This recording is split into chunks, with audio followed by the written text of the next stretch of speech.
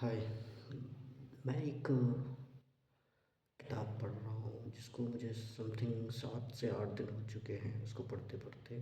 वो किताब इतनी अच्छी लगी मुझे, इतनी अच्छी लगी कि मैं उसके बारे में उसके शब्द भी बयाँ नहीं कर सकता कि मुझे कितनी अच्छी लगी।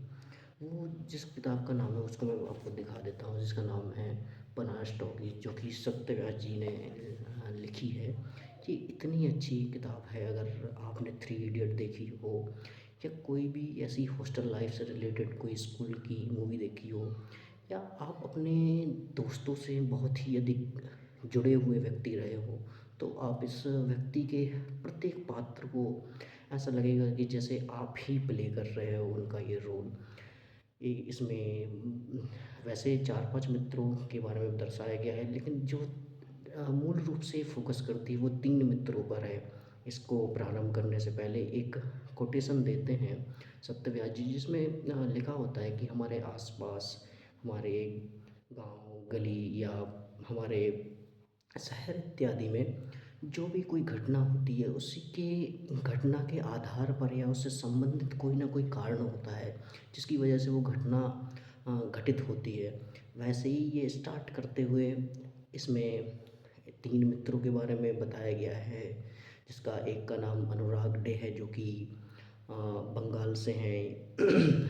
और दूसरे जिनका नाम है जयवर्धन। जयवर्धन थोड़ा-सा एक आपके आस-पास भी आपको देखने को मिल जाएगा कि अगर आपके 2 से 3 दोस्त हैं, तो उसमें एक ऐसा व्यक्ति ज़रूर होगा जिसमें प्रत्येक शब्द पर आप समझ रहे हैं बसा होगा। तीसरा वो एक मात्र ऐसा व्यक्ति है जिसका नाम है सूरज, जो कि शर्मा है, यानी कि जो कि ब्राह्मण है। जिसके दिमाग में आप समझ नहीं सकते कितना कुछ उसके दिमाग में चल रहा है कि अब क्या तूफ़ानी करना है।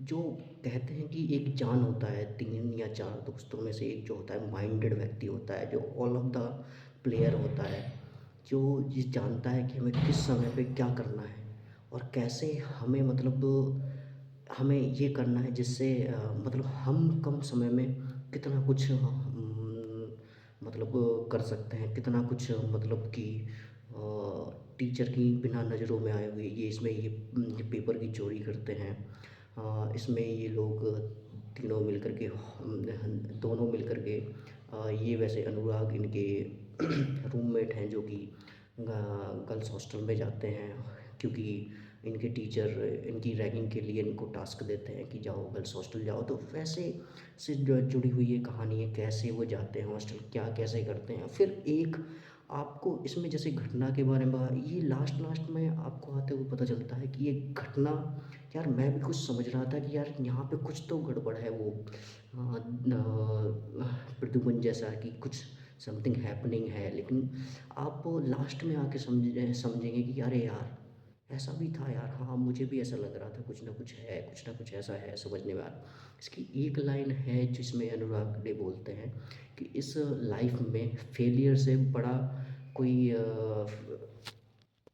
मतलब कि वो कहते हैं कि गलत दुनिया में एक ही चीज़ है, वो है फेलियर, और कुछ भी गलत नहीं है इस दुनिया में। ऐसे ऐसे करके जयवर्धन एक ऐसा है कि अगर आपने अपनी लाइफ में कभी किसी भी आपने कहावत को नहीं समझा हो या कोई मुहावरा वगैरह आपके माइंड में या पल्ले नहीं पड़ा हो, तो जयवर्धन ऐसा है कि बिल्कुल आपको एक विट्टू एग्जाम्पल के जरिए आपको बताता है कि कैसे क्या एग्जाम्पल है, कैसे मतलब कैसे कोई दोहा या कोई कहावत कैसे घटित होती है, मतलब सब बिल्कुल माइंडेड। आपको ऐसा लगेगा कि यार ये वही है जो मतलब एक एक दो दो सेकंड में किसी के मजे लेता है, एक एक दो दो सेकंड में मतलब पता नहीं चलता है कौन सी बात कह लेता है, कभी कौन से मतलब ये समझ में भी नहीं आती, और लेकिन यार रियलिटी चेक भी दे जाती है ना, गहन भी छोड़ जाती है, लेकिन समझ में भी नहीं आती, लेकिन दिल पे अपनी छाप छोड़ जाती है। ऐसे ऐसे आपको ऐसे ऐसे करके ये लॉ के स्टूडेंट होते हैं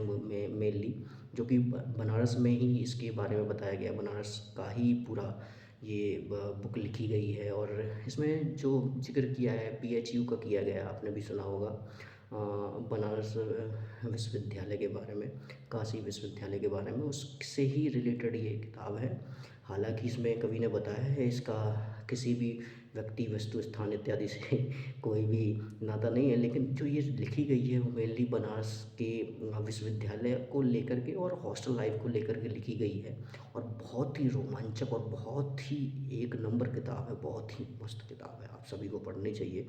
मैं आप सभी को रिकमेंड करूँगा सत्य जी की बनारस टॉकीज। अगर थोड़ा सा भी आप बनारस को जानना चाहते हो, बनारस के लोगों को समझना चाहते हो, बनारस के मित्रों को समझना चाहते हो, कैसे एक कहीं दूर से कोई बनारस का ही है, कोई पटना से आया है, कहाँ से मतलब दूर दूर अलग अलग स्टेट से आने वाले कैसे एक कमरे में एक जैसे हो जाते हैं, कैसे एक दो दिन की मित्रता से मतलब इतने चेंज हो जाते हैं कि मतलब एक दूसरे के लिए बलिदान पे उतारू हो जाते हैं, एक दूसरे के लिए सेक्रीफाइसेस करने लगते हैं बिल्कुल अपने घर की तरह। और बिल्कुल वहाँ के मिले हुए 2 4 10 दिन से मित्र ऐसे बन जाते हैं जैसे जन्मों जन्मांतर के मित्र हों। ऐसा वो आपको एहसास कराती है ये किताब। ऐसा आपको हाँ, ऐसा लगता है कि आप ही जी रहे हो कुछ कुछ समय में। कुछ कुछ पेज ऐसे इतने रोमांचक हैं कि आपको लगेगा कि आप ही इस लाइफ को जी रहे हो, आप ही खुद वहाँ पे बैठ के लिख रहे हो। Thank you. आप सभी से हाँ, निवेदन है कि आप सभी ज़रूर पढ़िएगा ये किताब।